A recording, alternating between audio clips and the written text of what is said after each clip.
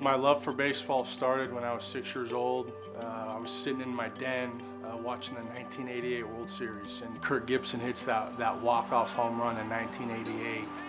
And I vividly remember sitting there like, this is what I want to do, this is what I want to be. I went to every one of his baseball games. Even when he played Little League, when we were in junior high, his mom would pick me up. And from very early on, I knew the role that baseball was going to play in his life. You know, as a player, you're chasing winning, you're chasing competition, you're chasing, I'm gonna be the next guy to play in the big leagues. Unfortunately, or fortunately, however you want to look at it, didn't happen for me. I didn't get a chance to play professional baseball. The thing that I loved for my whole life is it just got ripped from me with no warning. So I was dating Heather, but really going up and down. So that summer, I did some soul searching a little bit, and I remember I called my mom. I said, I'm gonna ask Heather to marry me. He just got down on one knee and said that he wanted to spend the rest of his life with me. And he was following his dream and his passion to try to become a coach. And we started planning our wedding. So I got that part of my life. I felt like a little bit in order, but I really didn't know what I was in store for. And then my life changed when John Savage called me. Hey, are you interested in the job at UCLA?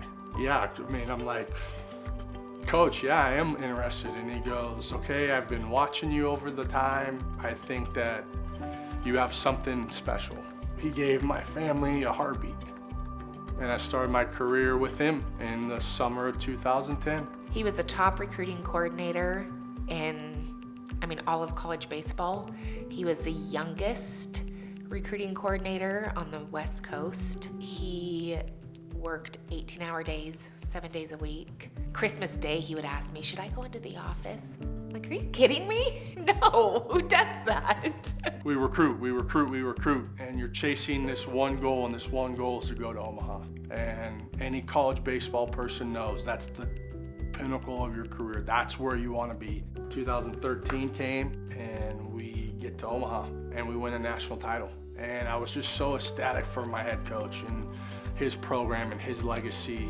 I remember telling Heather, this is why I work so hard, is for us to win.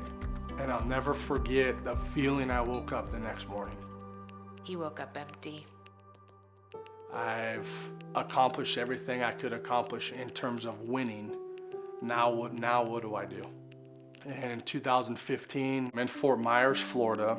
Doug Newth calls me and says, are you interested in this job, the head coaching job at the University of Nevada? And I said, yes. And he goes, okay, I would love for you to fly to Reno and interview. I ended up flying into Phoenix. I'm buying a suit in Phoenix. I have no idea what I'm doing.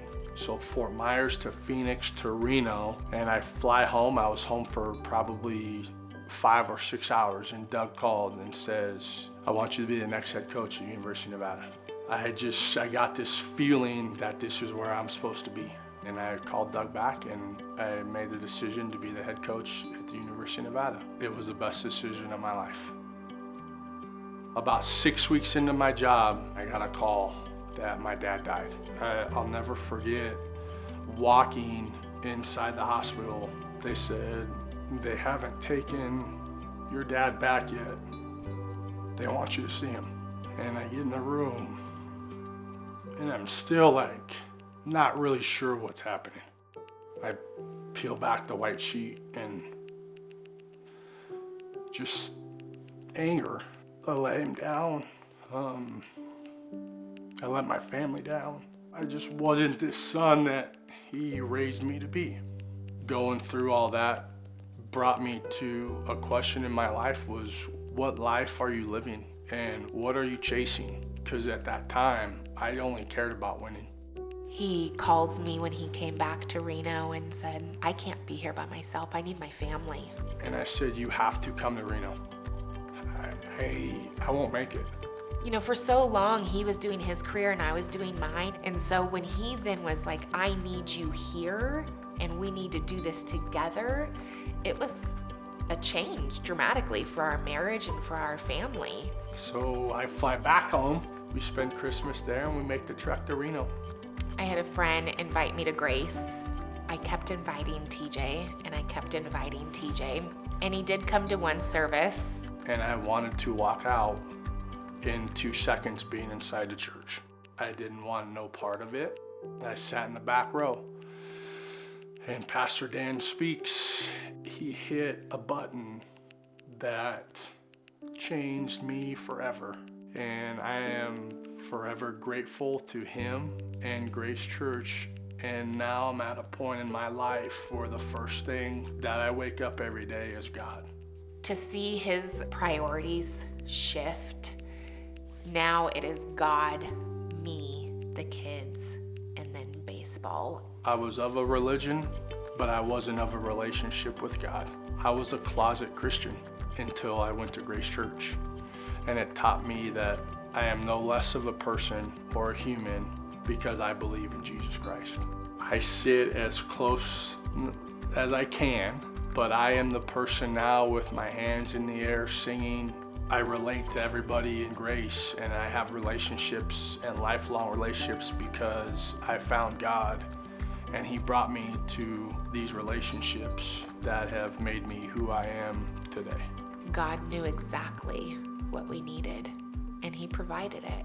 I was chasing one thing only, and I wanted a national championship, and I wanted 10 of them. Now I got 1 billion national championships with my relationship with God, my relationship at Grace Church, and I have my family back. We do life, we do church, we do it together.